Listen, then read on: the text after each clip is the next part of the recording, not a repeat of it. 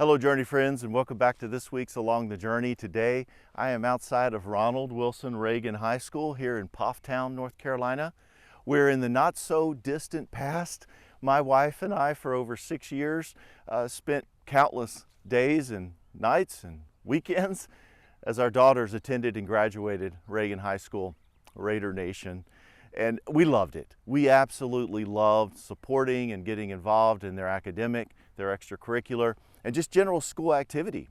And I would guess, like many of you, we could say the same thing for all of their schools, all of their grades, and all of those who truly invested in them and their education. We appreciate it. We appreciate you, many of you in our community.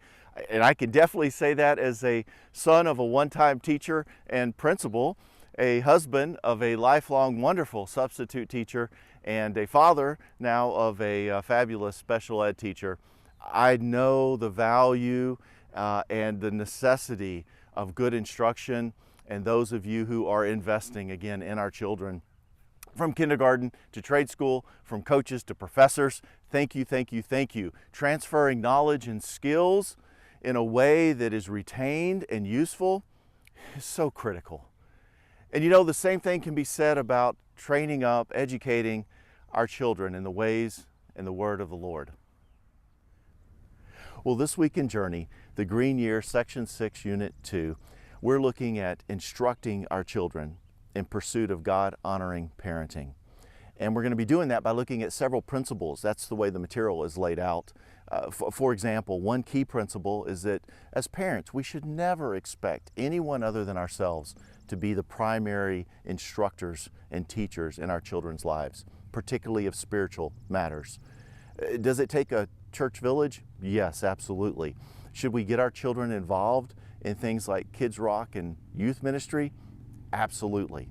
But should we expect an hour or 2 or 3 a week to fully replace our responsibility and our impact and influence in our children's lives? Absolutely not. Proverbs 1:8 talks about the idea that the child is to listen to the father's instructions and the mother's teachings. Deuteronomy 6, the Shema that we've talked about previously, creating a God-centered culture in your home, instructing day and night and day and night and day and night consistently, so that we are modeling and we are creating that for our children as far as instruction. The second principle, or one of the other principles, is that of teaching moments. Do we intentionally look for moments all around us to demonstrate and to teach our children about grace and mercy and love and kindness and patience and all the fruit and the teachings of Jesus and the teachings of this world relative to creation and God's desire and His plan for this world? Teach, teach, teach. Not exasperating, not frustrating, and not forsaking those opportunities for teaching moments. I think Paul does that so well in his letters to Timothy and Titus. Very pastoral, his spiritual children. He is teaching them practical applications of God's Word. And then lastly, much is caught rather than taught. And so what is our model in our home? Are we living a Christ-like life around our children? Are we expecting them to live out a system of values that we ourselves are not living up to? Is it do as I say and not as I do? Or is my life attractive and desirable for my child to pursue a similar life and instruction? Great week, and we're going to look at 3 key points. So the first key point that I would encourage you to emphasize with your groups this week is to be intentional about teaching moments. Regardless of the age of your child, teach this moment. Be on mission. Remember, Journey is not so much only about the learning, but more so about the doing. Be intentional with your grandchildren, with your nephews or nieces, or as a volunteer or a neighbor. Be ready and look for teaching moments. Number 2, questions are going to be asked this week in the accountability section and equipping section on our current and consistent application of instruction in our home. Be honest with yourself, evaluate yourself, and then share that with the group. Reflect on what exactly you need to do to move forward in that area.